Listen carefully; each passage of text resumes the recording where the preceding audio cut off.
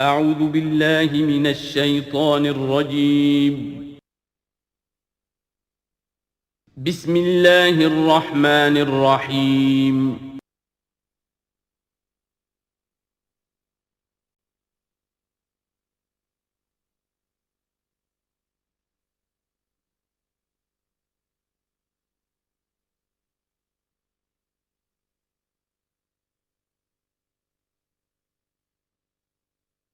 الحمد للہ وکفا والصلاة والسلام علی عباده الذین اصطفا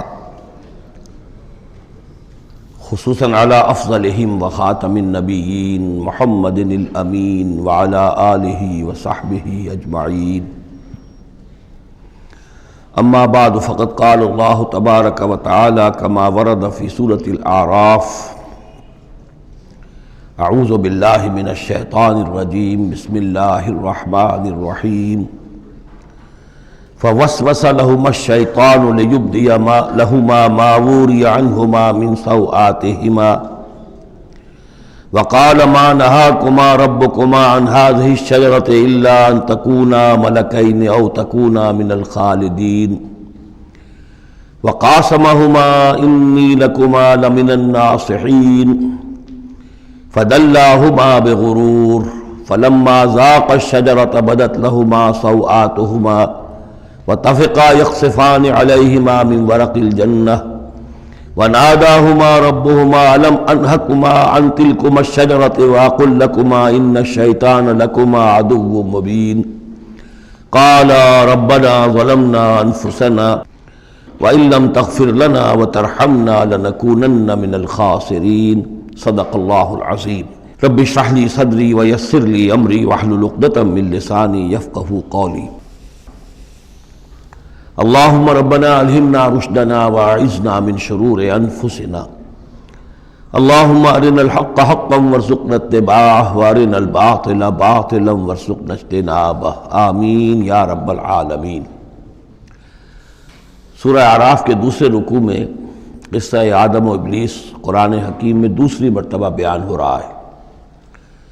اس سے پہلے یہ سورہ بقرہ میں اس کے چوتھے رکوع میں آ چکا ہے۔ البتہ آپ دیکھیں گے کہ اگرچہ یہ قصہ جو ہے قرآن مجید میں 7 مرتبہ آیا ہے، 6 مرتبہ مکی صورتوں میں اور 1 مرتبہ مدنی صورت میں، لیکن یہ کہ ہر جگہ کوئی نہ کوئی بات نئی ہے، اس لیے کہ جس دور سے بھی یہ تحریک جو ہے حضور کی دعوت کی گزر رہی تھی، اس دور کے حوالے سے کچھ چیزیں جو ہیں وہ ہر جگہ پر آپ کو مزید نمایاں ملیں گی۔ اب مثلاً اس رکوع کے شروع میں ہمیں وہ عظیم آیت ملی ہے کہ جس میں جمع کا صیغہ اختیار کیا گیا ہے، وَلَقَدْ خَلَقْنَاكُمْ ثُمَّ صَوَّرْنَاكُمْ ثُمَّ قُلْنَا لِلْمَلَائِكَةِ اسْجُدُوا لِآدَمَ فَسَجَدُوا إِلَّا إِبْلِيسَ، اس کے بارے میں پچھلی مرتبہ میں عرض کر چکا ہوں۔ اب دوسری بات جو آ رہی ہے وہ یہ ہے کہ جو شیطان نے ورغلایا حضرت آدم کو اور حضرت حوا کو سلام علیہما، کہ جس درخت کا پھل کھانے سے اللہ تعالیٰ نے انہیں روک دیا تھا، کسی طریقے سے ورغلا کر انہیں اس درخت کا پھل کھانے پر آمادہ کر لیا۔ اس کے لیے لفظ آیا فوسوس لہما۔ یہ وسوسہ اصل میں ہم یہ سمجھتے ہیں کہ شاید یہ چیزیں اس طور سے ہو رہی تھی جیسے کہ ہم ایک دوسرے کے سامنے کھڑے باتیں کر رہے ہیں، ایک دوسرے کو پہچان رہے ہیں، لیکن حضرت آدم اور حوا کے بھی دلوں میں وسوسہ اندازی کی ہے شیطان نے، جیسے کہ شیطان وسوسہ اندازی کرتا ہے ہمارے دلوں میں۔ یہ مکالمے اس طرح کے نہیں ہے کہ وہ ایک ہی محفل میں کھڑے ہوئے، عام طور پر سورہ بقرہ کے چوتھے رکوع میں بھی اور دوسرے مقامات پر بھی ہمارا تصور کچھ اور رہتا ہے، لیکن یہاں وہ پردے حائل ہیں۔ ابلیس جو ہے وہ یقیناً جو ہے جنات میں سے تھا، حضرت آدم علیہ السلام کے لیے اس وقت بھی وہ انویزیبل تھا، لہذا نفس جو آیا ہے فوسوس لہما الشیطان، وسوسہ ان کے دلوں میں ڈالا۔ لیبدی لہما ما وری عنہما من سوآتہما۔ اب یہاں خاص طور پر ایک بات آ رہی ہے، اس کو ہم متشابہات ہی میں شمار کریں گے۔ یہاں ایک خاص اثر ظاہر کیا جا رہا ہے کہ وہ شجر ممنوع تھا، اس کا پھل کھانے کا ایک نتیجہ برآمد ہوا، اور وہ یہ ہوا کہ حضرت آدم اور حوا پر ان کی شرمگاہیں جو ہیں وہ نمایاں ہو گئیں۔ یا تو ایسا ہے کہ پہلے انہیں شعور نہیں تھا، اب شعور پیدا ہو گیا، یا یہ کہ انہیں کوئی خاص لباس جنت کا حلہ اللہ تعالیٰ نے عطا کیا ہوا تھا، وہ لباس اتر گیا اس درخت کا پھل کھانے کے نتیجے میں۔ یہ چیزیں ایسی ہیں کہ جس سے یقیناً بہت سے لوگوں کو کچھ قیاس آرائیوں کا موقع ملا ہے۔ بعض لوگوں کے نزدیک یہ نیکی اور بدی کی تمیز کا درخت ہے اصل میں، کہ جس کو کھاتے ہی نیکی اور بدی کی تمیز پیدا ہو جاتی ہے۔ بعض حضرات کا خیال یہ ہے کہ یہ اصل میں پہلا سیکشول ایکٹ ہے آدم اور حوا کے مابین، جس کو اس سے تعبیر کیا گیا ہے۔ یہ مختلف آراء ہیں، مختلف جو ہیں اس میں قیاسات ہیں، لیکن صحیح بات شکل یہی ہے کہ اس کے ضمن میں ابھی ہمیں اس کو متشابہات ہی کے دائرے میں رکھ کر اور اس کے بارے میں کوئی قطعی اور حقیقی اور یقینی رائے جو ہے قائم کرنے کی کوشش نہیں کرنی چاہیے، تاکہ کہیں اور معلومات جو ہیں ہماری سائنس کے ذریعے سے اکتشافات اور معلومات کا دائرہ اور وسیع ہو جائے تو اس سے ہم پہنچ جائیں اس کی کنہ تک کہ وہ درخت کون سا تھا۔ لیکن یہاں ظاہر کیا گیا ہے کہ شیطان نے جو وسوسہ اندازی کی ان کے دلوں میں وہ یہ تھی، فَوَسْوَسَ لَهُمَا الشَّيْطَانُ لِيُبْدِيَ لَهُمَا مَا وُرِيَ عَنْهُمَا مِنْ سَوْآتِهِمَا وَقَالَ مَا نَهَاكُمَا رَبُّكُمَا عَنْ هَٰذِهِ الشَّجَرَةِ، اور اس نے کہا، یہ وسوسہ اندازی کی کہ نہیں روکا ہے آپ دونوں کو آپ کے رب نے اس درخت سے، إِلَّا أَن تَكُونَا مَلَكَيْنِ، مگر یہ کہ کہیں آپ نہ ہو جائیں فرشتے نہ بن جائیں، أَوْ تَكُونَا مِنَ الْخَالِدِينَ، یا ہو جائیں آپ ہمیشہ ہمیش رہنے والے۔ اب اس میں سیدھی سی بات یہ ہے کہ فرشتوں کو تو جھکایا گیا حضرت آدم کے سامنے، تو فرشتہ بن جانا کون سی بہت بڑی بات تھی، لیکن یہ کہ انسان بسا اوقات اپنی اصل حقیقت کو، اصل مقام کو بھول جاتا ہے، نسیان ہو جاتا ہے، اور یہ بات گویا کہ شیطان کے وسوسہ اندازی سے ان کے ذہن میں پیدا ہوئی، یا یہ کہ آپ ہمیشہ ہمیش رہیں اور آپ پر موت طاری نہ ہو۔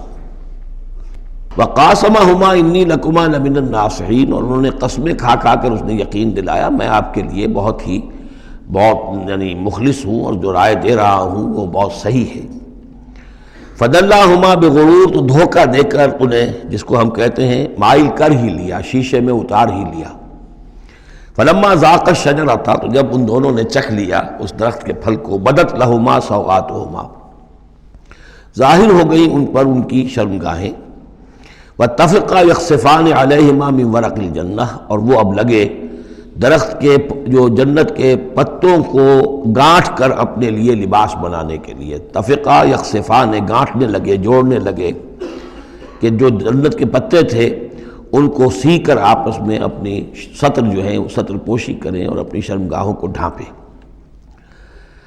وَنَادَاهُمَا رَبُّهُمَا، اور اب پکارا انہیں ان کے پروردگار نے، أَلَمْ أَنْهَكُمَا، کیا میں نے منع نہیں کیا تھا تمہیں، أَن تِلْكُمَا الشَّجَرَةَ، اس درخت سے، وَأَقُلْ لَكُمَا، اور میں نے کیا کہا نہیں تھا تم سے، إِنَّ الشَّيْطَانَ لَكُمَا عَدُوٌّ مُّبِينٌ، کہ شیطان تم دونوں کے لیے بڑا کھلا دشمن ہے۔ قَالَا رَبَّنَا ظَلَمْنَا أَنفُسَنَا، تو ان دونوں نے کہا کہ اے رب ہمارے، ہم نے اپنے اوپر ظلم کیا، زیادتی کی، ہم اپنی غلطی کا اعتراف کرتے ہیں۔ وَإِن لَّمْ تَغْفِرْ لَنَا وَتَرْحَمْنَا لَنَكُونَنَّ مِنَ الْخَاسِرِينَ، اور اگر تو نے ہمیں معاف نہ فرما دیا اور ہم پر رحم نہ فرمایا تو ہم تو تباہ ہونے والوں میں ہو جائیں گے۔ یہاں ایک بات اور نوٹ کر لیجئے، ایک تو یہ کہ یہاں کہیں بھی ایسا اشارہ نہیں ہے کہ ابلیس نے یہ وسوسہ ابتداءً حضرت حوا کے دل میں کیا۔ عام طور پر ہمارے ہاں جو کہانیاں مشہور ہیں وہ یہ ہے کہ حوا جو ہے ذریعہ بنی ہے حضرت آدم کو بھی گمراہ کرنے کا، وہ اشارہ نہ سورہ بقرہ میں اس کا ہے نہ یہاں ہے، بلکہ جمع کوئی جو تثنیہ کا صیغہ ہے مسلسل چل رہا ہے، ان دونوں کے لیے معاملہ ہے، بیک وقت ہے۔ تو یہ اصل میں جو عیسائی دنیا میں تصور پیدا ہوا ہے کہ عورت فی نفس ہی برائی کی مظہر ہے، ایو سے ایول، ایو حوا اور ایول بری شے، یعنی عورت فی نفس ہی برائی کی جڑ ہے۔ چونکہ ان کے ہاں رہبانیت پیدا ہوئی، شادی نہ کرنا جو ہے وہ گویا کہ اعلیٰ روحانی زندگی کے لیے شرط قرار پایا، عورت سے قرب اور تعلق جو ہے وہ بڑی گھٹیا بات، دنیا داری کی زندگی، حیوانی زندگی قرار پائی۔ تو یہ تصورات قرآن میں کہیں نہیں ہیں، یہ تو جیسے کہ آدم کا معاملہ تھا ویسے حوا کا معاملہ تھا، اور شیطان نے دونوں کو ورغلایا ہے اور دونوں نے اللہ سے معافی مانگی ہے۔ دوسرے یہ کہ یہاں نوٹ کر لیجئے کہ یہاں یہ بتا دیا گیا کہ وہ الفاظ کیا تھے۔ وہاں سورہ بقرہ میں ہم پڑھا ہے فَتَلَقَّىٰ آدَمُ مِن رَبِّهِ كَلِمَاتٍ فَتَابَ عَلَيْهِ، حضرت آدم کے دل میں جو ایک سخت پشیمانی کے جذبات پیدا ہوئے تو اس کے لیے الفاظ خود اللہ تعالیٰ نے تلقین فرما دیے، اور وہ الفاظ یہ ہیں ربنا ظلمنا انفسنا وان لم تغفر لنا وترحمنا لنکونن من الخاسرین قال اهبطوا بعضكم لبعض عدو، اور اللہ نے فرمایا کہ اب اترو یہاں سے۔ حبوط کے بارے میں گفتگو میں سورہ بقرہ میں کر چکا ہوں۔ تم ایک دوسرے کے دشمن ہوگے، عداوت جو ہے وہ چل رہی ہے، شیطان اور اس کی ذریت اور حضرت آدم کی اولاد، اس کے مابین تو سب سے بڑی دشمنی ہے، مستقل دشمنی ہے۔ باقی یہ ہے کہ انسانوں کے اندر بھی آپس میں دشمنیاں چلتی ہیں۔ وَلَكُمْ فِي الْأَرْضِ مُسْتَقَرٌّ وَمَتَاعٌ إِلَىٰ حِينٍ، اور اب تمہارے لیے زمین میں ٹھکانہ ہے اور ساز و سامان ہے، ضرورت کی چیزیں ہیں، إِلَىٰ حِين، ایک وقت معین تک کے لیے، یہ ابدی نہیں ہے، ہمیشہ کے لیے نہیں ہے، ایک خاص وقت تک کے لیے اب تمہیں وہاں رہنا بسنا ہے، اور وہاں رہنے بسنے کے لیے جو ضروری چیزیں ہیں وہاں فراہم کر دی گئی ہیں۔ قال فیہا تحیون وفیہا تموتون ومنہا تخرجون، ساتھ یہ بھی فرما دیا کہ اب اسی زمین میں تم رہو گے اور اسی میں تم مر کر داخل ہو جاؤ گے، فیہا تموتون، اسی میں مرو گے، ومنہا تخرجون، اور اسی میں سے تمہیں دوبارہ نکال لیا جائے گا بعث بعد الموت۔ یا بنی آدم قد انزلنا علیکم لباسا یواری سوآتکم وریشا، اب یہاں ایک جو یعنی ایک راہبانہ تصور ہی، الٹا قسم کا راہبانہ تصور جو ہے، یوں سمجھیے کہ پیدا ہو گیا تھا عرب کے لوگوں میں بھی۔ وہ سمجھتے تھے جیسے آج بھی دنیا میں نیوڈسٹ سوسائٹیز جو ہیں وہ کہتے ہیں لباس ایک تکلف ہے، خامخواہ ہے، جب انسان کو اللہ نے پیدا کیا تو کوئی لباس نہیں ہوتا، پھر حیوانات کا کوئی لباس نہیں ہے، یہ خامخواہ ایک تکلف ہے انسان نے جو اپنے لیے اختیار کر لیا ہے۔ عرب میں یہ رواج پڑ گیا تھا کہ مادر زاد برہنہ ہو کر مرد اور عورتیں طواف کرتے تھے خانہ کعبہ کا، اور یہ گویا کہ بڑا اونچا کام تھا، گویا کہ ہر تکلف سے، یعنی بہرحال اب بھی ہم طواف کرتے ہیں تو صرف 2 چادریں ہوتی ہیں، انہوں نے کہا کہ وہ چادروں کا تکلف بھی کیا کرنا ہے، بس جیسا بھی اللہ نے پیدا کیا ہے، مادر ذات برہنہ مرد اور عورتیں جو ہیں وہ طواف کرتے تھے، اور اس کو بڑا نیکی کا کام سمجھتے تھے، بہت یوں سمجھیے کہ اپنی یعنی سیلف انہیلیشن یا اپنی نفی ذات جو ہے اس کا بہت بڑا مظہرہ تھا۔ اب اس کی یہاں تردید ہو رہی ہے۔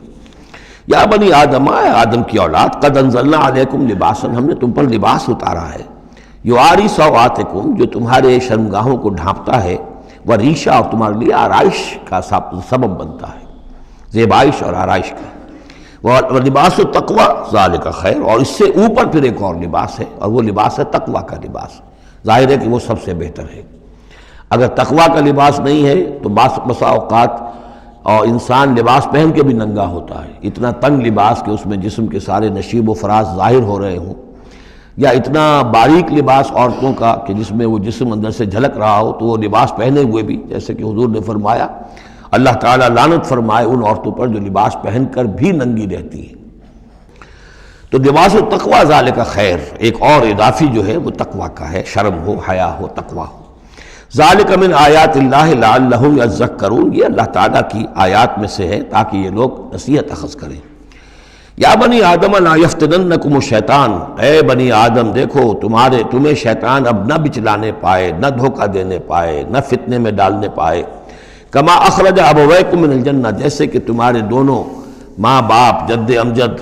اور اماں حوا کو اس نے نکلوا دیا تھا، کما اخرج ابویکم من الجنۃ، جنت سے،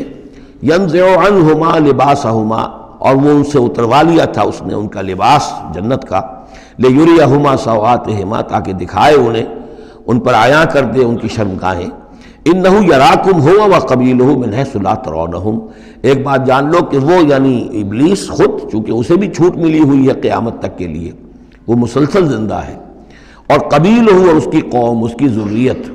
اور اس کے جو ایجنٹ ہیں جنات میں سے، چونکہ وہ انویزیبل ہیں تو وہ تمہیں دیکھتے ہیں، تاکتے ہیں تمہیں، تم پر داؤ لگاتے ہیں، یراکم ہو وقبیلہ من حیث لا ترونہم، جہاں سے تم انہیں نہیں دیکھ سکتے۔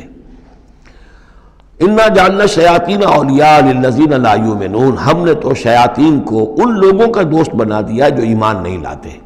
جو ایمان نہیں رکھتے، ایمان نہیں لاتے، تو شیطان جو ہے جیسے گندگی جو ہے اس کے اوپر مکھی آئے گی، ایسے ہی جہاں اللہ کا ذکر نہیں ہے، اللہ کا ایمان نہیں ہے، خانہ خالی را دیو می گیرت، تو وہاں یہ شیاطین جن جو ہیں آ کر اڈا جمائیں گے۔ وَإِذَا فَعَلُوا فَاحِشَةً، اور جب یہ ایک بے حیائی کا کام کرتے ہیں، یعنی ننگے عریاں طواف، قالوا وجدنا علیہ آباءنا، کہتے ہیں ہم نے پایا اپنے آباء و اجداد کو یہی کچھ کرتے ہوئے،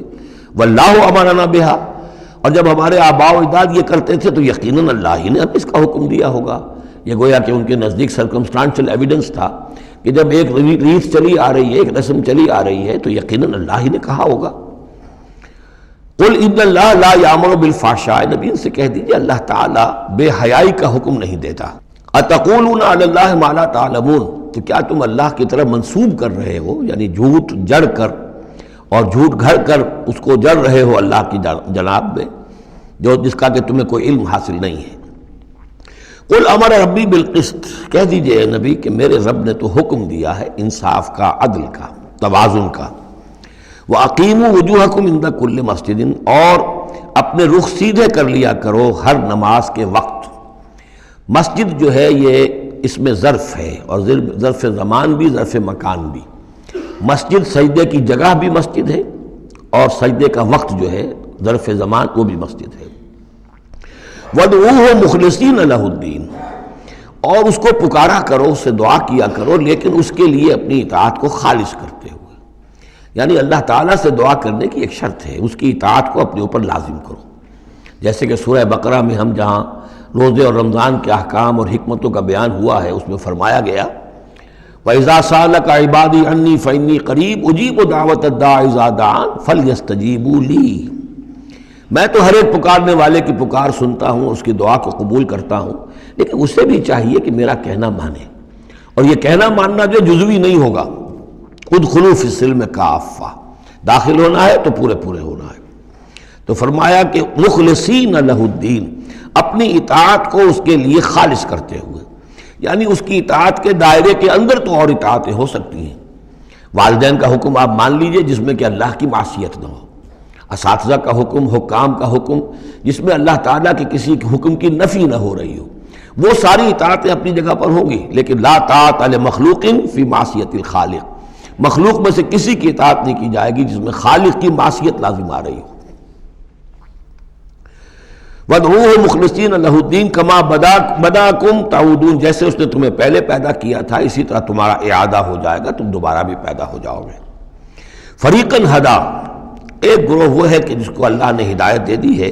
وَفَرِيقًا حَقَّ عَلَيْهِمُ الضَّلَالَةُ، اور ایک گروہ وہ ہے کہ جس کے اوپر گمراہی مسلط ہو چکی ہے، جس کے حق میں گمراہی ثابت ہو چکی ہے،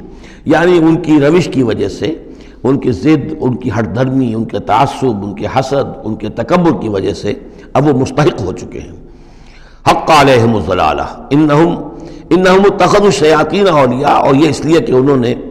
شیطانوں کو اپنا رفیق اور ساتھی بنایا من دون اللہ، اللہ کو چھوڑ کر، ویحسبون انہم مہتدون، اور سمجھتے یہ ہیں کہ ہم بہت ہدایت پر ہیں، سیدھے راہ پر ہیں۔ یا بنی آدم خذوا زینتکم عند کل مسجد، دوبارہ پھر اے آدم کی اولاد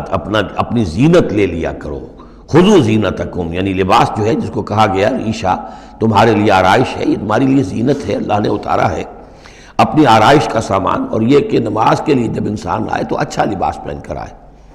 ہمارے ہاں عام طور پر الٹی روش چلتی ہے، دفتر جا رہے ہیں تو وہ بہت اچھا لباس ہے، مسجد جا رہے ہیں تو وہ چاہے میلے کپڑے پہن کے چلے گئے، لیکن یہاں اللہ تعالیٰ فرما رہا ہے یہ نہیں، میرے پاس آتے ہو، میرے دربار میں آتے ہو تو اچھا لباس پہن کر آؤ۔ یا بنی آدم خذوا زینتکم عند کل مسجد وکلوا واشربوا ولا تسرفوا، اور کھاؤ پیو اور اسراف نہ کرو۔ جو کچھ چیزیں ہم نے بنائی ہیں وہ بہرحال اس لیے بنائی ہیں کہ بنی آدم جو ہے ان کی خوراک کے کام آئیں، جو اچھی چیزیں ہیں۔ انہ لا يحب المسرفین، ہاں وہ اسراف کرنے والوں کو پسند نہیں کرتا، ضائع کرنا، ضرورت سے زیادہ خرچ کرنا، یہ چیزیں جو ہیں یہ اللہ تعالیٰ کو پسند نہیں ہیں۔ اب یہاں پھر اسی رہبانیت کی نفی ہو رہی ہے کہ جس میں سمجھا یہ جاتا ہے کہ اچھا کھانا پینا ہی برا ہے، کاہے کو پہنا جائے، بہت موٹا جھوٹا ہی کھانا چاہیے۔ اچھے کھانے پینے کا مطلب تو یہ کہ نفس پرستی ہو رہی ہے۔ اچھا پہننا جو ہے کیا ضروری ہے، موٹا جھوٹا پہن کے گزارا ہو جائے گا۔ اس معاملے میں سمجھ لیجئے کہ دو حالات میں صورت مختلف ہو جاتی ہے۔ اگر تو دین اللہ کا مغلوب ہے تو پہلا فرض آپ کا یہ ہے کہ اللہ کے دین کے غلبے کی جد و جہد کریں، بیشتر وقت بیشتر صلاحیتیں اس میں لگائیں۔ ظاہر بات ہے اچھا کھا ہی نہیں سکتے، اچھا پہن ہی نہیں سکتے، یہ اس کا منطقی نتیجہ ہو جائے گا۔ یہ اس لیے نہیں کہ رہبانیت کی وجہ سے نہیں کر رہے، اس وجہ سے کہ ممکن ہی نہیں۔ آپ اپنے اسی وقت کو لگائیں گے زیادہ کمائی کے لیے، محنت کریں گے دنیا کے لیے، زیادہ کمائیں گے تو اچھا کھائیں گے، اچھا پہنیں گے۔ آپ نے تو اپنا وقت جو ہے وہ لگا دیا ہے اللہ کے دین کے لیے۔ اگر لگائیں گے نہیں تو دین غالب کیسے ہو جائے گا؟ خود بخود تو نہیں ہوگا، آسمان سے تو نہیں ٹپک پڑے گا دین، اللہ فرشتے تو نہیں بھیجے گا دین غالب کرنے کے لیے، غالب تو آپ کو کرنا ہے۔ لہذا اس صورت میں تو نیچرل یہ ہو جاتا ہے کہ پھر کم سے کم کرو، کم سے کم کرو، کم سے کم کرو، اپنے معیار زندگی کو اور نیچے لاؤ، اور نیچے لاؤ، اور نیچے لاؤ، تاکہ زیادہ سے زیادہ وقت، زیادہ سے زیادہ اپنی صلاحیتیں، زیادہ سے زیادہ اوقات، زیادہ سے زیادہ اپنے وسائل کو آپ فارغ کر سکیں اللہ کے دین کے لیے۔ لیکن اس حالت میں یہ جو ہوتا ہے یہ کسی رہبانیت کی وجہ سے نہیں ہے، جیسے کہ صحابہ کرام نے سختیاں جھیلی، بھوک برداشت کی، گھر بار چھوڑے، لیکن وہ کسی رہبانیت کے نظریے کے تحت نہیں تھے، وہ ایک مثبت جہادی نظریہ ہے، جد و جہد، انقلابی جد و جہد۔ اور اس انقلابی جد و جہد میں تو دنیا میں جو بھی کوئی آئی ہے پارٹی، ریولوشنری پارٹی، اسے یہ سختیاں جھیلنی پڑی ہیں، چاہے وہ کمیونسٹ ہو یا کوئی اور ہو۔ انقلاب تو اس کے بغیر آتا ہی نہیں ہے۔ البتہ اگر دین غالب ہو گیا، قائم ہے، اب گویا کہ جو ریاست ہے، اسلامی ریاست ہے، نظام خلافت ہے، اب آگے دین کو پھیلانا اور عام کرنا اور مزید اس کے غلبے کی جد و جہد کی توسیع جو ہے یہ ریاست کے ذمے آ گئی۔ ریاست جو بھی اپنے شہریوں کے اوپر اس کے لیے بوجھ ڈالتی ہے، جو ٹیکس ڈالتی ہے، یا جو بھی والنٹیئرز مانگتی ہے، یہ لڑائی جو ہے ڈرافٹنگ کرتی ہے، وہ ٹھیک ہے، اس کے مطابق اگر اسے چاہیے 10,000 آدمی نکل آئے، باقی کی طرف سے یہ فرض کفایہ ادا ہو گیا۔ ریاست کے قائم ہونے کی شکل میں صورتحال بدل جاتی ہے۔ اب آپ اپنے گھر میں رہیں، جو وقت آپ کے پاس ہے آپ اچھا کمائیں، اچھا کھائیں، اچھا پہنیں، کوئی حرج نہیں۔ آپ اپنے بچوں کو بھی اچھا کھلائیں، حلال سے کمائیں، اچھا کھلائیں۔ کوئی اسی طریقے سے کوئی آپ کو علمی کوئی آپ کا پرسوٹس ہیں، ایکیڈیمک پرسوٹس ہیں، ان میں لگے، یا یہ کہ اگر آپ نوافل میں لگنا چاہتے ہیں نفل پڑھیں اور اس کے ترقی جو ہے، اپنی روحانی ترقی جو ہے وہ تقرب بالنوافل کے ذریعے سے کرتے چلے جائیں۔ تو یہ تینوں راستے جو ہیں انسان کے لیے کھلے ہوں گے۔ کب؟ جبکہ دین غالب ہو۔ اس بنیادی بات کو نہیں لوگوں نے سمجھا ہے، اس لیے وہ رہتے ہیں کنفیوژن میں۔ صاحب اولاد کا بھی حق ہے، صاحب بیویوں کا بھی حق ہے، اس کا بھی حق تو سب کا ہے، لیکن یہ کہ وہ جو صحابہ کرام کو یاد نہیں تھا کہ ان کے بھی حقوق ہیں، یا ان کا دین اور تھا، ہمارا دین اور ہے؟ کیا حضور کو پتہ نہیں تھا کہ میری ازواج مطہرات کے بھی دین ہے، ان کا بھی کیا بھی حق ہے؟ انہوں نے ذرا اپنے نفقے کے اندر اضافے کا مطالبہ کیا تو گویا کہ ایلا کا معاملہ کر لیا، گویا کہ طلاق کی دھمکی دے دی۔ یہ کیوں ہوا؟ کیا ان کے جو خاندان والے تھے ان کا حق نہیں تھا؟ ان کو وہ چھوڑ کر آ گئے مکے میں اور بھیڑیوں کے حوالے کر کے آ گئے، گویا کہ قریش کے سرداروں کے حوالے ان کے رحم و کرم پر چھوڑ کر آ گئے نا مدینے، جن کو ہجرت کا حکم ملا ہے۔ یہ ساری چیز دین میں یہ ہے، دو شکلیں مختلف۔ ایک ہے دین مغلوب ہے تو پہلا فرض ہے یہ کہ دین کو غالب کرنے کی جد و جہد کرو،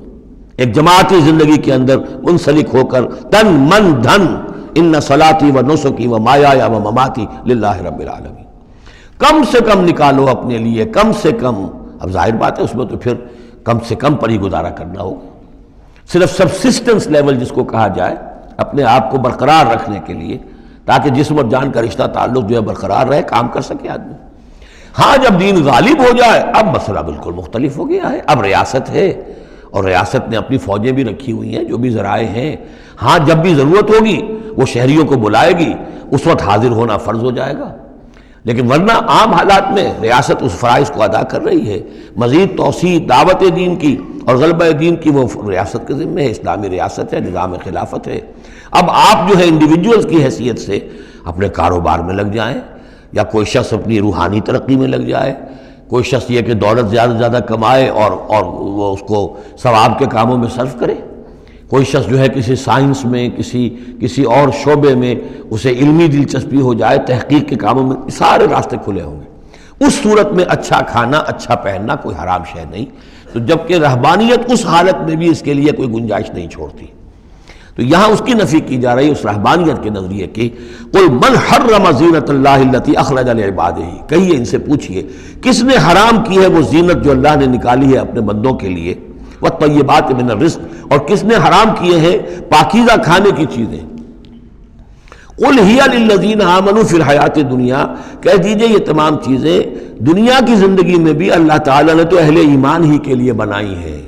خالصۃ یوم القیامہ، ہاں دنیا میں وہ کفار کو بھی دے رہا ہے، تم بھی کھا پی لو برت لو یہاں پہ جو کچھ کرنا ہے، اس لیے کہ آخرت میں تمہارا کوئی حصہ نہیں ہے، البتہ آخرت میں جا کر یہ تمام اچھی چیزیں خالصۃ یوم القیامہ، قیامت کے دن تو یہ خالصۃ جو ہے اللہ کے اہل ایمان بندوں کے لیے ہو جائیں گی، پھر کافر کو کوئی شے نہیں ملے گی۔ کذالک نفصل الآیات، اس طرح ہم اپنی آیات کی وضاحت کرتے ہیں، لقوم یعلمون، ان لوگوں کے لیے جو علم رکھتے ہو یا جو علم حقیقی حاصل کرنا چاہیں۔ قل انما حرم ربی الفواحش ما ظہر منها وما بطن، کہہ دیجئے کہ میرے رب نے تو حرام قرار دیا ہے بے حیائی کی باتوں کو، خواہ وہ اعلانیہ ہوں اور خود چھپی ہوئی ہوں، بے حیائی خود چھپی ہوئی ہو وہ بھی اللہ تعالیٰ کو پسند نہیں ہے، وہ بھی حرام ہے۔ والاسم، اور گناہ کو حرام کیا ہے، والبغی، اور ناحق زیادتی کرنا کسی دوسرے پر بغیر الحق، وان تشرکوا باللہ ما لم ينزل بہ سلطانا، اور اس کو حرام ٹھہرایا ہے کہ تم اللہ کے ساتھ شریک ٹھہراؤ کسی ایسی چیز کو جس کے لیے اس نے کوئی سند نہیں اتاری ہے، وان تقولوا علی اللہ ما لا تعلمون، اور حرام قرار دیا اس بات کو کہ تم اللہ کی طرف منسوب کرو وہ چیزیں کہ جو تم نہیں جانتے، جس کے لیے تمہارے پاس کوئی علم نہیں ہے۔ وَلِكُلِّ أُمَّةٍ أَجَلٌ، ہر قوم کے لیے، ہر امت کے لیے ایک وقت معین ہے، یعنی جب بھی کبھی کوئی رسول ہم بھیجتے رہے ہیں تو ایک مدت ہوتی ہے، اس وقت تک اس کو مہلت ہوتی ہے قوم کو کہ وہ رسول کی دعوت سے استفادہ کر لے اور اپنے دلوں کو، اپنے باطن کو منور کر لے، صحیح راستے پر آ جائے، اس سے پہلے عذاب نہیں آئے گا۔ خواہ یہ کہ اہل ایمان تو چاہیں گے وہ جھٹپٹ عذاب آئے، اس لیے کہ بہرحال مسلمان اہل ایمان وہ بھی انسان ہوتے تھے، چکی کے دو پاٹوں کے درمیان پس رہے تھے تو کبھی کبھی خیال آ جاتا تھا کہ اب اللہ تعالیٰ کیوں انہیں اتنی ڈھیل دے رہا ہے، یا ابو جہل کو اتنی ڈھیل کیوں دے دی ہے کہ اس نے حضرت سمیہ رضی اللہ تعالیٰ عنہ کے ساتھ یہ سلوک کیا، ابو جہل کو کیوں اتنی ڈھیل دے دی ہے کہ اس نے حضرت یاسر کو شہید کر دیا رضی اللہ تعالیٰ عنہ۔ لیکن یہ خیال تمہارا اپنی جگہ ہے، ہماری حکمت اپنی ہے۔ ہماری حکمت کیا ہے کہ جب رسول ہم نے بھیجا اس قوم کے لیے ایک اجل معین کر دی، اس اجل سے پہلے عذاب آئے گا نہیں، ہاں جب وہ اجل آ جائے گی پھر وہ رکے گا نہیں، اس کے اندر اندر معاملہ انہیں طے کرنا ہے، ادھر یا ادھر۔ وَلِكُلِّ أُمَّةٍ أَجَلٌ، یہ ہم پڑھ چکے سورہ انعام میں کہ اگر میرے پاس ہوتی وہ شے، میرے اختیار میں ہوتی کہ جو تم جلدی مچا رہے ہو تو کبھی کا میرا اور تمہارے درمیان قصہ جو ہے چکایا جا چکا ہوتا۔ فَإِذَا جَاءَ أَجَلُهُمْ، لیکن جب ان کی اجل آ جائے گی، لَا يَسْتَأْخِرُونَ سَاعَةً وَلَا يَسْتَقْدِمُونَ، نہ تو وہ اس کو مؤخر کر سکیں گے ایک گھڑی بھی، اور نہ ہی اس سے کھسک سکیں گے، سرک سکیں گے آگے کی طرف۔ یا بنی آدم اما یاتینکم رسل، اب یہ وہی آیت آ گئی جو سورہ بقرہ میں بھی آئی تھی، فاما یاتینکم منی ہدی فمن تبع ہدایا فلا خوف علیہم ولا هم یحزنون والذین کفروا وکذبوا بآیاتنا اولئک اصحاب النار هم فیہا خالدون۔ یا بنی آدم اما یاتینکم رسل منکم، اے بنی آدم جب بھی تمہارے پاس آئیں گے رسول تم ہی میں سے ہوں گے، تم میں سے تمہاری قوم کے لوگ ہوں گے، یقصون علیکم آیاتی، جو تمہیں میری آیات سنائیں گے، فمن اتقی واصلح، تو جو بھی تقوی کی روش اختیار کرے گا اور اصلاح کر لے گا اور نیکی کی روش اختیار کرے گا، فلا خوف علیہم ولا هم یحزنون، ان کے لیے نہ کوئی خوف ہوگا اور نہ وہ کسی حزن سے دوچار ہوں گے۔ والذین کذبوا بآیاتنا واستکبروا عنہا، اور جو ہماری آیات کو جھٹلائیں گے اور تکبر کی بنا پر انہیں رد کر دیں گے، استکبروا عنہا، استکبار کی بنیاد پر، تکبر کی بنیاد پر رد کر دیں گے، اولئک اصحاب النار هم فیہا خالدون، وہ جہنمی ہوں گے اور رہیں گے ہمیشہ ہمیش۔ فمن اظلم ممن افتری علی اللہ کذبا وکذب بآیاتہ، پھر وہ اس شخص سے بڑھ کر ظالم اور کون ہوگا جو اللہ کی طرف کوئی غلط بات منسوب کرے، افترا کرے اللہ کی طرف، اور یا اللہ کی آیات کو جھٹلائے، یہ دونوں ہم وزن ہیں۔ اولئک ینالہم نصیبہم من الکتاب، ان کو جو بھی دنیا میں رزق وغیرہ کا معاملہ ہے وہ تو ان کو مل جائے گا، یہاں دنیا میں تو ہم نے یہ سورہ بنی اسرائیل میں مضمون آئے گا، اب کوئی شخص کفر کرے اللہ فوراً اس کی روزی روک لے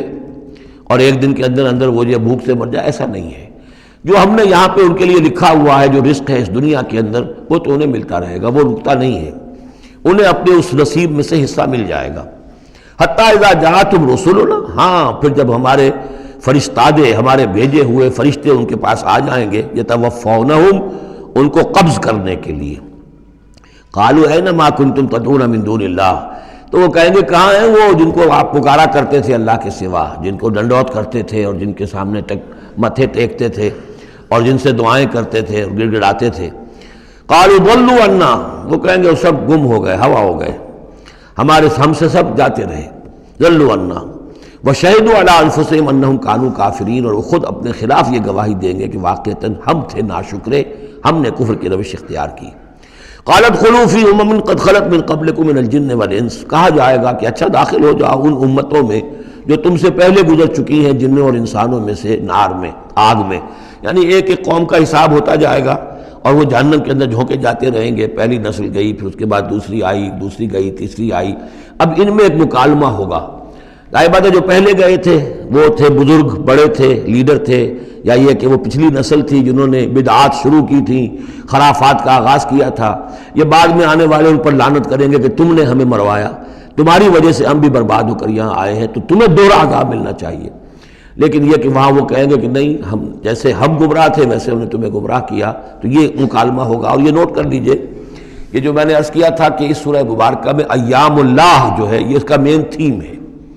تو ایام اللہ کو یوں سمجھیے کہ ایک تو انسانی تخلیق کے اعتبار سے، ایک تو وہ ازل ہے جبکہ آدم کی تخلیق ہوئی، قصہ آدم و ابلیس ہوا، یہاں سے تو ہمارا وہ وقت جو ہے وہ شروع ہوتا ہے، اور جنت اور دوزخ میں پہنچ کر گویا کہ وہ ایک دور ختم ہوتا ہے، وہ آخری بات ہے۔ یہ ہے انتہا اور ابتدا۔ اس کے مابین ہے کہ جو انبیاء آئے، رسول آئے، ان کی داستانیں ہیں، ان کے حالات ہیں، ان کے واقعات ہیں، قوم نوح اور قوم ہود اور قوم صالح۔ تو یہ یہاں پر ایسا کیا گیا کہ پہلے وہ تخلیق کا مرحلہ آدم کا، اور وہ قصہ آدم و ابلیس آ گیا اول۔ اب جو جہنم کا اور جنت کا تذکرہ آ رہا ہے اور ان کی آپس کی گفتگویں ہوں گی، اور کچھ لوگ ایسے بھی ہوں گے نہ جہنم میں ابھی گئے ہوں گے نہ جنت میں داخلہ ملا ہوگا، درمیان میں کہیں ہوں گے، صاحب اعراف ہوں گے، اصحاب اعراف، تو ان کا مکالمہ آ رہا ہے۔ یہ دونوں بگننگ اور اینڈ دکھا کر اور پھر سلسلہ شروع ہوگا انبیاء کرام اور رسولوں کے حالات کا۔ قالت خلوا فی امم قد خلت من قبلکم، داخل ہو جاؤ انہی قوموں میں، انہی نسلوں میں جو تم سے پہلے داخل ہو چکی ہیں، من الجن والانس فی النار، جنات بھی اور انسان بھی آگ میں، کلما دخلت امت لعنت اختہا، جب بھی کوئی امت داخل ہوگی تو وہ دوسری امت کو لعنت کرے گی، حتی اذا ادارکوا فیہا جمیعا، اور جب وہ سب کے سب اس میں گر چکیں گی، تمام کی تمام نسلیں اور امتیں، قالت اخراہم لاولاہم، تو بعد میں آنے والی کہے گی پہلی نسل سے، ربنا ہؤلاء اضلونا، اے اللہ ان بدبختوں نے ہمیں گمراہ کیا تھا۔ دنیا میں تو کہتے تھے کہ ہمارے آباء و اجداد ہیں، ہمارے اسلاف ہیں، ان کی ریتیں ہیں، ان کی روایتیں ہیں، ان کی چیزیں ہیں، کیسے چھیڑ دیں۔ لیکن یہاں پر کیا ہوگا، ربنا ہؤلاء اضلونا، ان لوگوں نے ہمیں برباد کیا، انہوں نے ہمیں گمراہ کیا، فآتہم عذابا ضعفا من النار، تو انہیں تو دگنا عذاب دے آگ میں سے۔ قال لکل ضعف، اللہ فرمائے گا نہیں، سب کے لیے دگنا ہے، جیسے یہ نے تم کو گمراہ کر کے آئے تھے، تم بھی اپنے بعد والوں کو گمراہ کر کے آئے ہو۔ تو یہ تو گویا کہ سلسلہ چل رہا ہے، تو اس لیے یہ کہ وہ تو ہر ایک کو سوچنا چاہیے تھا کہ اپنی عقل سے کام لیتا، ہم نے تمہیں عقل دی تھی، شعور دیا تھا، کیوں تم تقلید اعمیٰ کے اندر مبتلا رہے؟ آباء و اجداد کی تقلید ہو رہی ہے، اپنے لیڈروں کی تقلید ہو رہی ہے، تو یہ تقلید اعمیٰ کے لیے تمہیں میں نے آنکھیں دی تھی، تمہیں کان دیے تھے، تمہیں میں نے عقل دی تھی، تمہیں نیکی اور بدی کا شعور دیا تھا، ہر شخص جو ہے وہ ذمہ دار ہے۔ قال لکل ضعف، اللہ فرمائے گا سب کے لیے دوہرا ہے، ولکن لا تعلمون، لیکن تمہیں اس کا علم نہیں ہے۔ وقالت اولاہم لاخراہم، اب وہ کہیں گے پچھلے جو ہیں، جو پہلے والے تھے، بعد میں آنے والوں کو، فما کان لکم علینا من فضل، دیکھو نا، نہیں نا تمہیں کوئی، ہم پر کوئی فضیلت حاصل نہیں ہو سکی، تم نے خام خواہ ہم پر لعنت کی، لیکن اس سے کیا حاصل تمہیں کیا ہوا؟ ما کان لکم علینا من فضل فذوقوا العذاب بما کنتم تکسبون، اور اب چکھو مذاق عذاب کا اپنی کرتوتوں کے باعث۔ ان الذین کذبوا بآیاتنا واستکبروا عنہا، یقیناً وہ لوگ جنہوں نے ہماری آیات کو جھٹلایا اور استکبار پھر عنہا، اور بر بنائے تکبر ان کو رد کیا، اعراض کیا ان سے تکبر کی بنیاد پر، لا تفتح لهم ابواب السماء، ان کے لیے آسمان کے دروازے کبھی نہیں کھولے جائیں گے۔ یہ کچھ اشارات ہیں قرآن مجید میں جس سے معلوم ہوتا ہے کہ جہنم اسی زمین پر ہوگی، اور ابتدائی جنت بھی یہی ہوگی، ابتدائی نزل والی جنت جو ہے وہ بھی اسی زمین پر ہوگی، اور جہنم بھی اسی زمین پر ہوگی۔ اور کچھ ایسا سا تصور ہوتا ہے کہ جیسے زمین کو جب کھینچا جائے گا، وَإِذَا الْأَرْضُ مُدَّتْ، زمین کو جب کھینچا جائے گا تو جیسے ربڑ کی کرمچ کی کوئی گیند ہو اس کو کھینچیں تو آپ کو معلوم ہے کہ جو جہاں سے وہ زیادہ موٹی ہے وہ پچک جائے گی، جب وہ پچکے گی تو اس کے اندر جو لاوا ہے اس وقت بھی زمین کے پیٹ میں بھرا ہوا ہے، وہ لاوا وہ ظاہر ہو جائے گا، اور وہ جہنم ہوگی۔ واللہ عالم، یہ کچھ اندازے ہوتے ہیں بعض اشارات سے، اس لیے کہ فیصلہ جو ہے میدان حشر یہی ہے۔ احادیث میں میدان عرفات جو ہے اسی کو کھول دیا جائے گا، وسیع کر دیا جائے گا، اور اسی یہیں پر حشر ہونا ہے۔ وجاء ربک والملک صفا صفا، اور پروردگار بھی شان اجلال کے ساتھ نزول فرمائیں گے اور فرشتے آئیں گے فوج در فوج، اور یہیں پر حساب کتاب ہوگا۔ ابتدائی مہمان نوازی بھی جو ہے وہ یہی ہوگی، لیکن پھر یہ کہ اہل جنت اپنے مراتب کے اعتبار سے اور اوپر کی جنتوں میں چڑھتے چلے جائیں گے، لیکن ظاہر بات ہے یہ لوگ جو ہے یہ یہی کہ یہ رہ جائیں گے۔ لا تفتح لہم ابواب السماء، ان کے لیے آسمان کے دروازے کھولے ہی نہیں جائیں گے۔ ولا يدخلون الجنت، اور وہ جنت میں داخل نہیں ہوں گے۔ حتی یلج الجمل فی سم الخیاط، یہاں تک کہ اونٹ گزر جائے، گھس جائے سوئی کے ناکے میں۔ اسے کہتے ہیں تعلیق بالمحال، نہ یہ ممکن ہے کہ سوئی کا ناکا اتنا بڑا ہو جائے کہ اونٹ گزر جائے، یا اونٹ اتنا چھوٹا ہو جائے کہ سوئی کے ناکے میں داخل ہو جائے، نہ ان کفار کے جنت میں داخل ہونے کا کوئی امکان ہے۔ اور یہ بات بھی نوٹ کیجئے کہ یہی بات اصل میں حضرت عیسیٰ علیہ السلام نے تنقید جو انہوں نے کی تھی کہ ایک دولت مند شخص ان کے پاس آیا، جیسے ہمارے ہاں بھی ہوتے ہیں جو لوگ دیندار ہیں، سیٹھ ہیں، اور وہ دین کے کام بھی کرتے ہیں، تو انہوں نے کہا کہ بتائیے آپ کی تعلیم کیا ہو؟ کہ نماز پڑھو، روزہ رکھو۔ کہ نماز روزہ میں کرتا ہوں۔ اچھا اپنے غریبوں کے اپنے بال میں سے دو، یہ کرو وہ کرو، یہ بھی میں کرتا ہوں، آپ بتائیے اور کیا ہے؟ پھر آخر میں فرمایا حضرت مسیح نے، اچھا اپنی صلیب اٹھاؤ اور میرے ساتھ چلو۔ یعنی یہ کہ اب وہ ہے وہ جد و جہد، حق و باطل کی کشاکش، یہ نیکی کے کام کرنا، دھندوں میں لگے رہنا، اور اپنے ساتھ کچھ نہ کچھ نیکی کا کام ہے، کچھ پن ہے، کچھ خیرات ہے، کچھ ثواب کے کام ہے، کوئی نماز ہے، روزہ ہے، یہ تو آسان ہے۔ لیکن یہ کہ اس کشاکش حق و باطل جو ہے اس میں لگنا، کہ جس میں پھر اندیشہ ہو کہ پھانسی بھی آ سکتی ہے، اندیشہ ہو جان بھی جا سکتی ہے، تکلیف بھی آ سکتی ہے۔ تو جب انہوں نے کہا کہ اچھا ٹھیک ہے، پھر جب تم نے یہ ساری منزلیں طے کر لی تو آخری منزل ہے اپنی صلیب اٹھاؤ میرے ساتھ آ جاؤ۔ تو اس شخص کا چہرہ لٹک گیا اور وہ چلا گیا۔ تو حضرت مسیح نے فرمایا کہ اونٹ کا سوئی کے ناکے میں سے گزرنا ممکن ہے، لیکن کسی دولت مند شخص کا اللہ کی بادشاہت میں داخل ہونا ممکن نہیں ہے۔ بہرحال میں اس وقت اسے کسی دلیل کے طور پر پیش نہیں کر رہا ہوں، لیکن میں نے صرف یہ کہ یہی جو ہے محاورہ جو قرآن مجید میں یہاں آیا ہے، حتیٰ یلج الجمل فی سم الخیاط، یہی ہے کہ جو حضرت عیسیٰ علیہ السلام نے استعمال کیا۔ وَكَذَلِكَ نَجْزِي الْمُجْرِمِينَ، اور اسی طرح ہم بدلہ دیتے ہیں مجرموں کو۔ لَهُم مِّن جَهَنَّمَ مِہَادٌ، ان کے لیے جہنم ہی کا ہوگا بچھونا، وَمِن فَوْقِهِمْ غَوَاشٍ، اور اسی کا اوڑھنا ہوگا، لحاف بھی اسی کا ہے، آگ کا اور اس کے گدے بھی۔ وَكَذَلِكَ نَجْزِي الظَّالِمِينَ، اور اسی طرح ہم ظالموں کو بدلہ دیں گے۔ وَالَّذِينَ آمَنُوا وَعَمِلُوا الصَّالِحَاتِ، اور وہ لوگ جو ایمان لائے اور جنہوں نے نیک عمل کیے، لَا نُكَلِّفُ نَفْسًا إِلَّا وُسْعَهَا، پھر آ گئی وہی بات، ہم کسی کو ذمہ دار نہیں ٹھہرائیں گے کسی جان کو مگر اس کی وسعت کے مطابق۔ محاسبہ ہوگا انڈیویجول،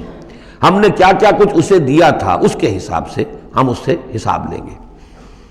اولئک اصحاب الجنہ، وہ ہوں گے جنت والے، ہم فیہا خالدون، اور اس میں رہیں گے ہمیشہ ہمیشہ۔ وَنَزَعْنَا مَا فِي صُدُورِهِم مِّن غِلٍّ، اور ہم نکال دیں گے جو کچھ ان کے سینوں میں ہوگا ایک دوسرے کی طرف سے کوئی میل۔ یعنی اہل ایمان بھی انسان ہوتے ہیں، شکوے شکایتیں ہو جاتی ہیں، دینی جماعتوں میں بھی کبھی کسی معمور کو امیر سے شکایت ہو گئی، کسی امیر کو معمور سے شکایت ہو گئی، کسی ایک رفیق کو دوسرے رفیق سے شکایت ہو، انسان ہے۔ اور یہ معاملہ جو ہے ایسا بھی ہوتا ہے، زائل بھی ہو جاتے ہیں، کچھ ایسی شکوے شکایتیں ہوتی ہیں کہ باقی رہتی ہیں، ختم نہیں ہوتی ہیں، ان کے اثرات جو ہیں وہ جذبات کچھ ایسے مجروح ہو جاتے ہیں کسی طریقے سے زائل نہیں ہوتے۔ لیکن فرمایا گیا ہے کئی مقامات پر یہ کہ اللہ تعالیٰ اہل جنت کو جنت میں داخل کرنے سے پہلے جو بھی اہل ایمان میں سے کسی کے لیے ان کے دل میں کوئی کدورت ہوگی، کوئی میل ہوگا، وہ نکال دے گا، تاکہ اب جنت میں داخل ہونے والے سب سررن اخوانن علی سرر متقابلین، بالکل بھائیوں کی طریقے سے صاف دل ہو کر ایک دوسرے کے سامنے رو در رو ہو کر بیٹھیں گے، اور ان کے اندر کوئی غل نہیں رہے گا۔ یہی دعا بھی ہے جو ہمیں تلقین کی گئی ہے، اللہم اغفر لنا ولاخواننا الذین سبقونا بالایمان ولا تجعل فی قلوبنا غلا للذین آمنوا ربنا انک رؤوف رحیم۔ پروردگار اہل ایمان میں سے کسی کے لیے بھی ہمارے دل میں غل اور میل یا کدورت یہ باقی نہ رہنے دے، تو اپنے فضل و کرم سے دھو دے۔ وَنَزَعْنَا مَا فِي صُدُورِهِم مِّن غِلٍّ، بلکہ ان آیات پر حضرت علی کا یہ قول بھی ہے رضی اللہ تعالی عنہ کہ سورہ ہجر کی آیت کے ضمن میں خاص طور پر آتا ہے شان نزول میں، تو انہوں نے فرمایا کہ یہ میرے اور معاویہ کے کا ذکر ہے جو یہاں ہو رہا ہے۔ ظاہر بات ہے جنگیں ہوئی ہیں حضرت علی رضی اللہ عنہ اور حضرت معاویہ رضی اللہ عنہ، تو کتنی کچھ ہو گئی ہوگی شکایت ایک دوسرے سے۔ تو یہ آیتیں ہمارے لیے ہیں کہ اللہ تعالیٰ ہمیں دونوں کو جنت میں داخل کرے گا تو ہمارے دلوں سے یہ کدورتیں جو ہے وہ نکال دے گا۔ وَقَالُوا الْحَمْدُ لِلَّهِ الَّذِي هَدَانَا لِهَذَا، اور وہ کہیں گے کل شکر ہے اور کل تعریف ہے اس اللہ کی جس نے ہمیں یہاں تک پہنچایا۔ وَمَا كُنَّا لِنَهْتَدِيَ لَوْلَا أَنْ هَدَانَا اللَّهُ، اور محض اپنے زور بازو سے ہم یہاں تک نہیں پہنچ سکتے تھے اگر اللہ ہی نے ہمیں نہ پہنچا دیا ہوتا۔ لَقَدْ جَاءَتْ رُسُلُ رَبِّنَا بِالْحَقِّ، یقیناً ہمارے رب کے پروردگار کے جو بندے آئے تھے رسول بن کر وہ حق کے ساتھ آئے تھے۔ وَنُودُوا، اور تب انہیں ندا کی جائے گی، پکارا جائے گا، أَن تِلْكُمُ الْجَنَّةُ أُورِثْتُمُوهَا بِمَا كُنتُمْ تَعْمَلُونَ، اب یہ وہ جنت ہے جو جس کے تم وارث بنا دیے گئے ہو تمہارے اعمال کی وجہ سے۔ بندے کا کام یہ ہے کہ وہ یہ کہے گا اے اللہ میں اس لائق نہیں تھا، میرے اعمال ایسے نہیں تھے، میں اپنے اعمال کے بل پر کبھی بھی نہیں اس کا مستحق ہو سکتا تھا، یہ سارا تیرا فضل ہے، تیرا کرم ہے، تیری عطا ہے، تیری دین ہے۔ اللہ فرمائے گا نہیں میرے بندے، تو نے محنت کی تھی، کوشش کی تھی، ایثار کیا تھا، تو نے حق کا راستہ چوز کیا تھا، تو نے کبھی نقصان بھی برداشت کیا تھا حق کے لیے اور باطل کا مقابلہ کرنے میں تکالیف بھی جھیلی تھی۔ تو بندہ جو ہے وہ کہے گا نہیں پروردگار یہ سب تیرا فضل ہے، اور اللہ کہے گا یہ تمہارے اعمال کی وجہ سے ہے۔ دونوں جزوی طور پر حقیقتیں ہیں، یہ دونوں چیزیں ہیں مل کر ایک بات کو مکمل کرتی ہیں۔ ہم ارادہ کرتے ہیں کام کا، اللہ تعالیٰ اس کام کی توفیق دے دیتا ہے، ارادہ ہی نہ کرے تو توفیق نہیں ہوگی، اور محض اپنے ارادے سے ہم کچھ نہیں کر سکیں گے جب تک کہ اللہ کی طرف سے توفیق اور تحصیل نہ ہو جائے۔ وَنَادَىٰ أَصْحَابُ الْجَنَّةِ أَصْحَابَ النَّارِ، اور جنتی لوگ پکار کر کہیں گے جہنمیوں سے أَن قَدْ وَجَدْنَا مَا وَعَدَنَا رَبُّنَا حَقًّا، ہم نے تو پا لیا جو کچھ کہ ہمارے رب نے ہم سے وعدہ کیا تھا کہ وہ سچ نکلا، صحیح نکلا، جن نعمتوں کا ہم سے وعدہ کیا تھا وہ ہمیں مل گئیں۔ فَهَلْ وَجَدْتُم مَّا وَعَدَ رَبُّكُمْ حَقًّا، تم نے بھی کیا سچا پا لیا اللہ کا وعدہ جو اللہ نے تم سے وعدہ کیا تھا، وہ ساری چیزیں تمہیں مل گئیں؟ قالوا نعم، وہ کہیں گے جی ہاں، ہمارے ساتھ بھی جو وعدے تھے، جو وعیدیں تھیں، جو دھمکیاں تھیں، جو عذاب کی مختلف شکلیں تھیں، وہ سب ہیں جن میں ہم اس وقت گھرے ہوئے ہیں۔ فَأَذَّنَ مُؤَذِّنٌ بَيْنَهُمْ، تو پکارے گا کوئی پکارنے والا ان کے مابین، اللعنۃ اللہ علی الظالمین، کہ اللہ کی لعنت ہے ظالموں پر۔ الذین یصدون عن سبیل اللہ ویبغونہا عوجا، وہ لوگ کہ جو روکتے بھی تھے اور رکتے بھی تھے اللہ کے راستے سے، اور اس راستے میں کجی نکالتے تھے کہ اگر دیکھ لیا کسی شخص کے بارے میں کہ اس کا رجحان ہو گیا ہے کہ وہ محمد صلی اللہ علیہ وسلم کی باتیں توجہ سے سننے لگا ہے، تو اس کو ورگلانے کے درپے ہو جانا، اس کے لیے طرح طرح کی جو ہے پریشانیاں پیدا کرنا۔ وہم بالآخرۃ کافرون، اور یہ لوگ کافرت کے منکر تھے۔ وبینہما حجاب، اب یہ گفتگو تو ہو رہی ہوگی جنت اور دوزخ والوں کے مابین، ان دونوں کے مابین ایک پردہ ہوگا، ایک فصیل حائل ہوگی۔ یہ نقشہ جو ہے زیادہ کلیئرلی سورہ حدید میں کھینچا گیا ہے، وَضُرِبَ بَيْنَهُمْ بِسُورٍ لَهُ بَابٌ، بینہما حجاب، فصیل ہوگی، ادھر جنت ہے ادھر دوزخ ہے۔ وعلی الاعراف رجال، اور عرف کہتے ہیں جو فصیلوں کے اوپر بنی ہوتی ہیں، جھروکے سے بنے ہوتے ہیں جہاں سے کہ جھانک کر دیکھتے ہیں، تو اس طرح آپ نے فصیلوں کے اوپر دیکھے ہوں گے، تو اعراف ہوں گے۔ رجال یعرفون کلا بسیماہم، وہ لوگ ہوں گے جو سب کو پہچانتے ہوں گے، جہنمیوں کو بھی پہچانتے ہوں گے اور دوزخیوں کو بھی پہچانتے ہوں گے۔ اس لیے کہ یہ کون ہوں گے؟ یہ بین بین کے لوگ تھے جن میں کچھ نیکی بھی تھی، بدی بھی تھی، نہ یکسو ہوئے تھے ادھر نہ یکسو ہوئے تھے ادھر، تو کچھ نیکیاں کچھ بدیاں انہوں نے جمع کر لی تھیں، اور ان کے اعمال جو ہیں وہ برابر ہو گئے، بدی اور نیکی کے اعمال جو ہیں وہ برابر ہو گئے۔ تو اس حوالے سے ان کو ابھی درمیان میں روک لیا گیا ہے کہ نہ وہ جہنم میں جھونکے گئے نہ جنت میں داخل ہوئے۔ اور یہ وہ لوگ ہیں، ظاہر بات ہے کہ جو پھر جب بین بین کے لوگ تھے کچھ تو پہچانتے تھے ادھر سے کفار کو بھی ادھر سے اہل ایمان کو بھی، تو یعرفون کلا بسیماہم، وہ سب جانتے تھے پہچانتے تھے، ان کو بھی جو جنت میں ہیں ان کو بھی جو دوزخ میں ہیں۔ وَنَادَىٰ أَصْحَابَ الْجَنَّةِ، اب وہ پکاریں گے جنت والوں کو، ان سلام علیکم، سلام ہو آپ پر، سلامتی ہے آپ پر، لم يدخلوها، وہ اس میں ابھی داخل نہیں ہوئے، وہم یطمعون، اور اس کی بڑی طمع ہوگی کاش کہ اللہ ہمیں بھی جلدی سے داخل کر دے۔ وَإِذَا صُرِفَتْ أَبْصَارُهُمْ تِلْقَاءَ أَصْحَابِ النَّارِ، اور جب ان کے ذرا چہرے جو ہے پھیر دیے جائیں گے، ان کی نگاہیں جو ہیں وہ ادھر پھیر دی جائیں گی کہ ذرا جہنمیوں کو بھی مشاہدہ کر لو۔ وَإِذَا صُرِفَتْ أَبْصَارُهُمْ تِلْقَاءَ أَصْحَابِ النَّارِ قَالُوا رَبَّنَا لَا تَجْعَلْنَا مَعَ الْقَوْمِ الظَّالِمِينَ۔ اس وقت وہ کہیں گے پروردگار ہمیں ان ظالموں کے ساتھ شامل نہ کر دیجو، کیونکہ ابھی بین ہے، بین الخوف والرجا، تو انہیں امید بھی ہے، یطمعون بھی ہے، لیکن اندیشہ بھی ہے، تو یہ کہ بیچ میں چونکہ لٹکے ہوئے ہیں اس لیے ادھر دیکھتے ہیں تو انہیں سلام کرتے ہیں، اور یہ کہ دل میں ان کے امنگیں جاگ جاتی ہیں، تمنائیں جاگ جاتی ہیں کہ اللہ ہمیں بھی ان کے ساتھ شامل کر دے، اور ادھر دیکھتے ہیں تو کہتے ہیں ربنا لا تجعلنا مع القوم الظالمین۔ ونادى اصحاب الاعراف رجالا يعرفونهم بسیماہم، اور اب یہ اہل جہنم میں سے ان لوگوں کو جنہیں یہ پہچانتے ہوں گے ان کے چہروں سے، ان کی نشانیوں سے، ان کو پکاریں گے، قالوا ما اغنى عنكم جمعكم وما كنتم تستكبرون، کچھ کام نہ آیا تمہاری جمعیت، تمہارے پرے، تمہاری فوجیں، تمہارے حاشیہ نشین، یہ کہاں گئے؟ اور جو کچھ تم تکبر کیا کرتے تھے، اکڑتے تھے، ابو جہل کیا بنا تیرا، اور اے ولید بن مغیرہ تیرا کیا ہوا؟ اہؤلاء الذین اقسمتم لا ینالهم اللہ برحمت، کیا وہ لوگ اب جنت والوں میں وہاں پہ آپ کو فقراء بھی نظر آئیں گے، وہاں بلال بھی نظر آئے گا، وہاں صہیب رومی بھی ہوں گے، وہاں یاسر بھی ہوں گے، یہ لوگ تھے نا جن کے بارے میں تم کہتے تھے ان کو کیسے اللہ تعالیٰ کسی رحمت سے نواز سکتا ہے، یہ تو ہمارے کمی کاری گھٹیا طبقے کے لوگ ہیں، اللہ نے ہمیں دولت دی ہے، حیثیت دی ہے، وجاہت دی ہے، ہمیں طاقت دی ہے، عزت دی ہے، یہ جو لوگ ہیں گرے پڑے ان کو اللہ تعالیٰ کیسے نواز دے گا؟ تو وہ کہیں گے اس وقت ان کا جو رنج اور غم ہے اس کو بڑھانے کے لیے، اہؤلاء الذین اقسمتم لا ینالهم اللہ برحمت ادخلوا الجنۃ لا خوف علیکم ولا انتم تحزنون، ان سے تو کہہ دیا گیا داخل ہو جاؤ جنت کے اندر، نہ تم پر کوئی خوف ہے اور نہ تم کسی حزن سے دوچار ہوگے۔ ونادى اصحاب النار اصحاب الجنہ، اور اب پکاریں گے جہنم والے جنت والوں کو، ان افیضوا علینا من الماء، کہ کچھ تو بہا دو ہماری طرف پانی جو اللہ نے تمہیں دے رکھا ہے، او مما رزقکم اللہ، اور جو کچھ اللہ نے تمہیں رزق دیا ہے کچھ وہاں سے ہماری طرف بھی، اے خاص برندان چمن کچھ تو ادھر بھی، مما رزقکم اللہ، قالوا ان اللہ حرمہما علی الکافرین، وہ جواب دیں گے اہل جنت کہ شاید ہم تو دینا بھی چاہتے، ہماری شرافت سے تو یہ بعید تھا کہ ہم کوڑا جواب تمہیں دے دیتے، لیکن کیا کریں اللہ نے حرام کر دی ہے یہ چیزیں کافروں پر، ہمارے ہاتھ بندھے ہوئے ہیں، ہم یہ نعمتیں اب تمہاری طرف نہیں بھیج سکتے۔ ان اللہ حرمہما علی الکافرین، انہیں حرام کر دیا ہے اس پانی کو بھی اور یہ جو بھی ہمیں رزق اللہ نے نوازا ہے۔ الذین اتخذوا دینہم لہوا ولعبا، وہ لوگ کہ جنہوں نے اپنے دین کو کھیل کود بنا لیا، تماشا اور دل بہلانے کا اور ہنسی اور ٹھٹا بنا دیا ہے، وغرتہم الحیات الدنیا، اور انہیں دنیا کی زندگی نے دھوکے میں مبتلا کر دیا ہے۔ فَالْيَوْمَ نَنْسَاهُمْ كَمَا نَسُوا لِقَاءَ يَوْمِهِمْ هَٰذَا، تو آج کے دن ہم بھی انہیں نظر انداز کر دیں گے۔ یہ نسیان ایک تو ہوتا ہے بھول جانا، اور ایک ہوتا ہے جان بوجھ کے نظر انداز کر دینا، یہ بھی نسی کے معنی میں یہ عربی زبان میں موجود ہے۔ الیوم ننسا، آج ہم بھی انہیں بھلا دیں گے، کیا مطلب بھلا دیں گے؟ یعنی نظر انداز کر دیں گے، کما نسوا لقاء یومہم ھذا، جیسے کہ انہوں نے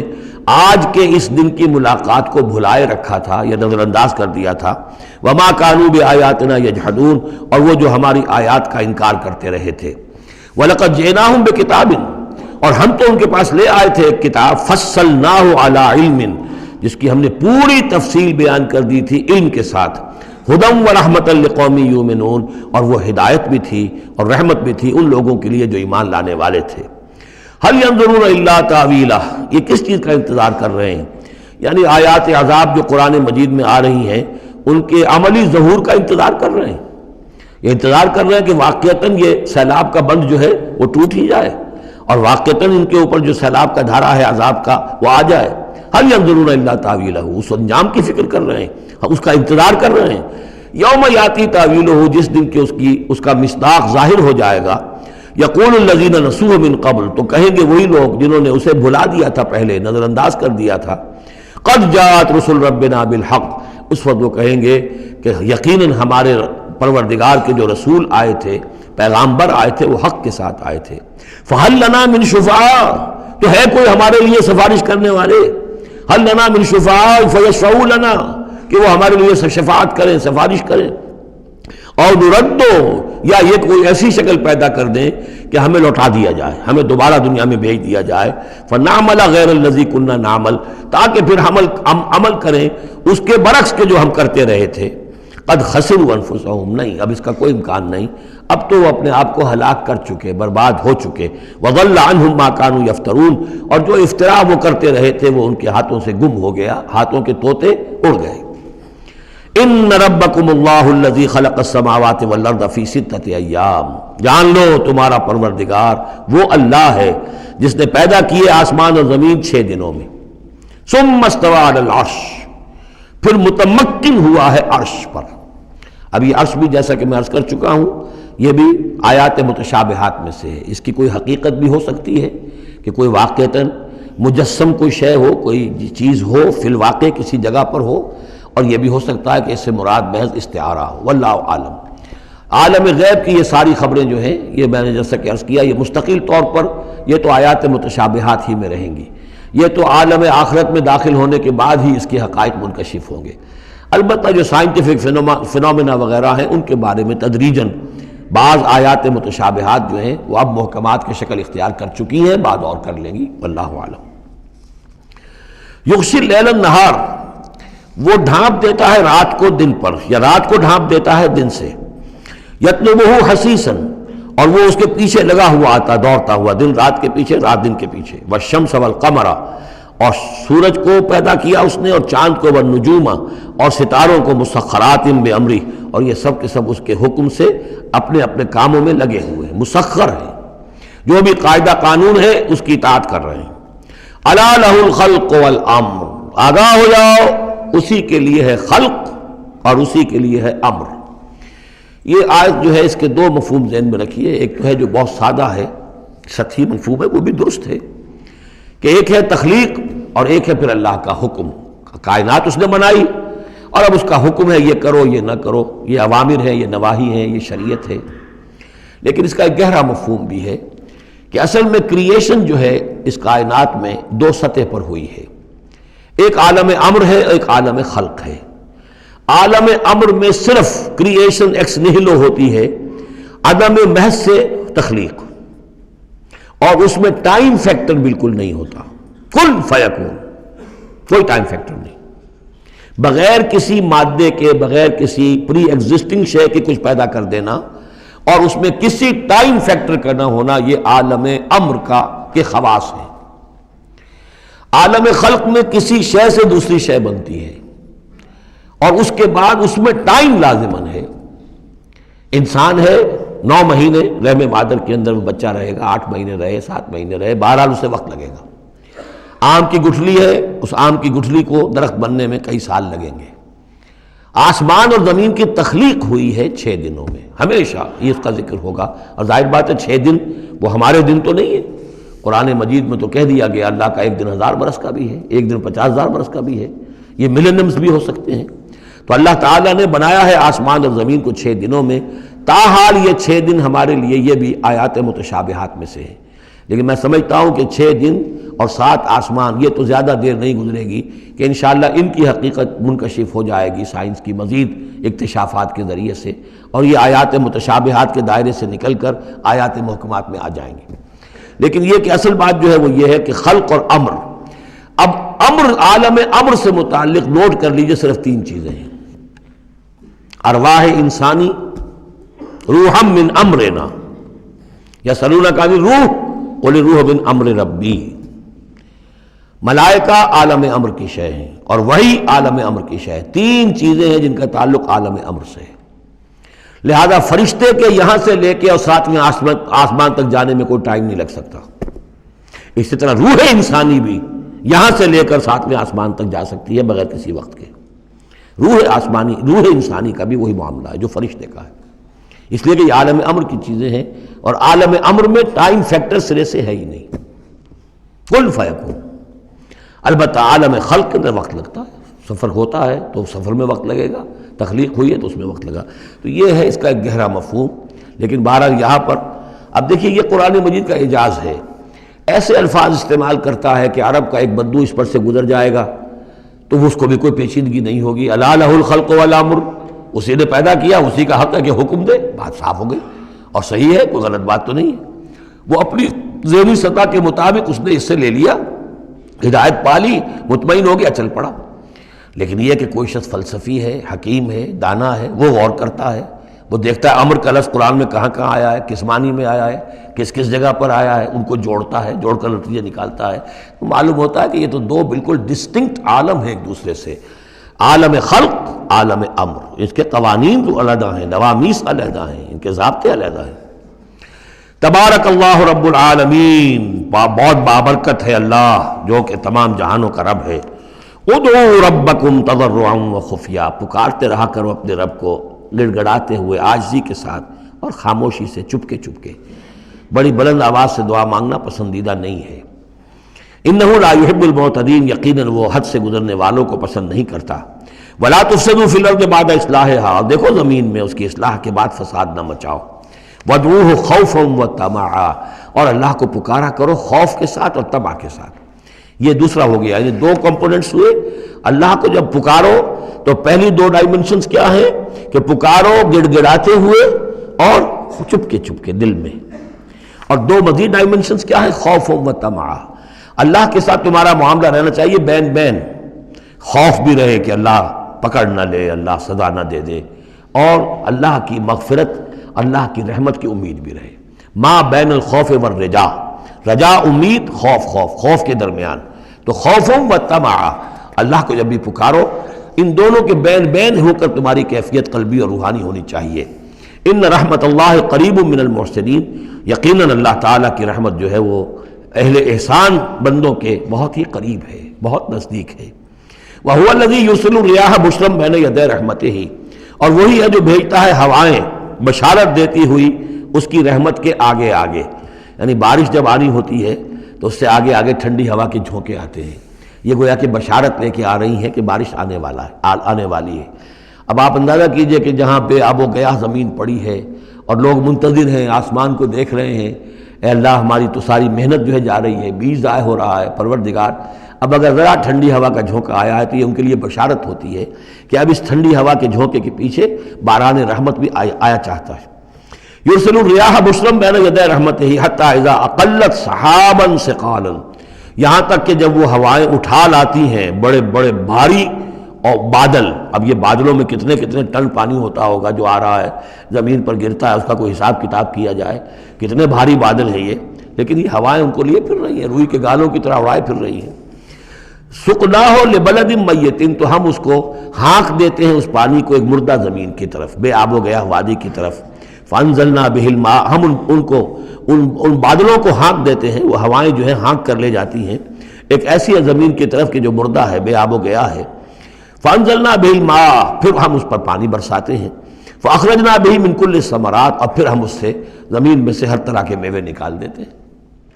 اور کچھ نہیں تو گھاس ہی ہو گئی، چراگاہی ہو گئی، اور اگر آپ نے کچھ بیج ڈالے ہوئے تھے یا یہ کہ بیج پڑے ہوئے تھے کسی باغ کے اندر، اوپر سے گر گر کے اس کے پھلوں میں سے وہ خود بخود پھوٹیں گے، اور وہ جو اللہ تعالیٰ کی طرف سے جو ہے وہ زمین کے اپنے خزانے نکال دے گی۔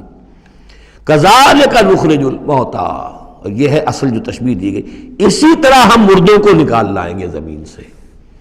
یعنی زمین مردہ ہوتی ہے، کوئی اس کے اندر زندگی کے آثار نہیں ہوتے، کہیں کوئی وہ جو ہے کوئی بھی یعنی آپ دیکھیں کوئی ہریاول نہیں کوئی، بلکہ وہاں پہ بسا اوقات تو ایسی ویرانی ہوتی ہے کہ کوئی آپ کو چیونٹے بھی نظر نہیں آتے، کوئی حشرات الارض نظر نہیں آتے، کوئی پرندے بھی آس پاس نظر نہیں آتے، کچھ نہیں، کوئی زندگی کے آثار نہیں۔ بارش ہوتی ہے، اس کے بعد یہ کہ اب آپ کو دیکھتے ہیں چلت پھرت ہے، ایک دم جو ہے زمین جو ہے اس نے بھی ہریاول ہرا جو ہے وہ گہنا پہن لیا ہے، اس کے ہرے ہرے کپڑے سمجھیے کہ وہ دلہن جو ہے آراستہ ہو گئی ہے، اور پھر اب چرند پرند بھی آ گئے ہیں، زندگی مگر اب زندگی ہی زندگی ہے معجزاً ساقی۔ تو اسی طریقے سے یہ زمین کے اندر پڑے ہوئے مردے جو ہوں گے یہ بھی گویا کہ بیج کے مانندے جو زمین میں پڑے ہوئے ہیں، ہمارا حکم آئے گا اور یہ پھوٹ کر نکل آئیں گے۔ کذالک نخرج الموتیٰ لعلکم تذکرون، تاکہ تم نصیحت اخذ کرو۔ والبلد الطیب یخرج نباتہ باذن ربہ، اور جو اچھی زمین ہوتی ہے زرخیز، وہ اپنے رب کے حکم سے اپنا سبزہ نکالتی ہے، اس میں سے نکلتی ہے پیداوار۔ والذی خبث، اور زمین ایسی بھی ہوتی ہے کہ جس میں روئیدگی ہے ہی نہیں، زرخیزی ہے ہی نہیں، جو خراب زمین ہے لا یخرج الا نکدا، وہ کچھ نہیں نکالتی مگر کوئی ناقص سی چیز نکال دے گی، جھاڑ جھکاڑ کچھ ہو جائیں گے۔ یہ نکد لفظ جو پنجابی میں سرائکی میں استعمال کرتے ہیں، یہی اسی لفظ کی نکدہ، بڑی ردی شے، بڑی گھٹیا شے۔ کذالک نصرف الآیات لقوم یشکرون، اسی طریقے سے ہم اپنی آیات کو گردش میں لاتے ہیں ان لوگوں کے لیے کہ جو ان کی قدر کرنے والے ہوں۔ بارک اللہ لی ولکم فی القرآن العظیم ونفعنی وإیاکم بالآیات والذکر الحکیم۔